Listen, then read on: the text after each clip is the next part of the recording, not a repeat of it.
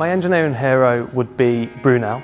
When I was younger and first getting into civil engineering, I was bought a book from Brunel and basically describing what he did and what he innovated. And he practically innovated infrastructure, creating the Great Western Railway and also the Clifton Suspension Bridge. When I was younger, I wanted to be a builder, building with Lego and building blocks. And then through university, I was inspired into designing structures.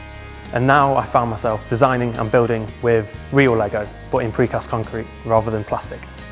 My proudest moment to date will be, well, outside of work, will be hitchhiking to Morocco, an emotional ordeal for 7 days. However, it opened my eyes to how generous society is. Inside of work, my work in Borneo, helping create an energy around health and safety on site as an IAF champion. And by the thought of positively changing someone's life or helping someone's life gives me great pleasure. As New Civil Engineer Graduate of the Year, I'd like to change the perception of the construction industry and bring in a diverse skill set into the industry. And by doing this, I'd like to utilise the opportunities the NCC provide with writing in the articles and engaging the younger engineers. I'll then like to focus on society and tell our story to society and bring in and collaborate with the Careers and Enterprise Company, which are the best in the industry at outreach. Tom was very much on a journey. He understood where he started in engineering and had a real clear plan as to how he wanted to take that forward and engaging with, frankly, the whole of the country in terms of mobilising them to get involved with civil engineering in our profession.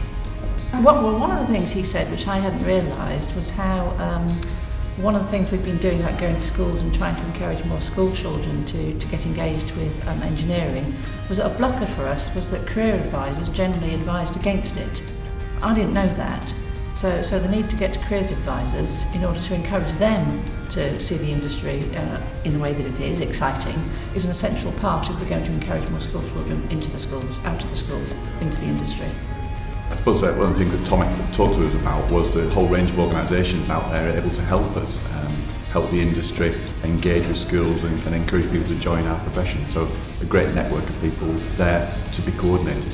He's done some amazing things already in terms of going to Japan, speaking Japanese, lots and lots of sort of experience up in Dumfries, cladding stuff, and seems to at a very young age have done an enormous amount, sort of thing you might expect over a career of a decade.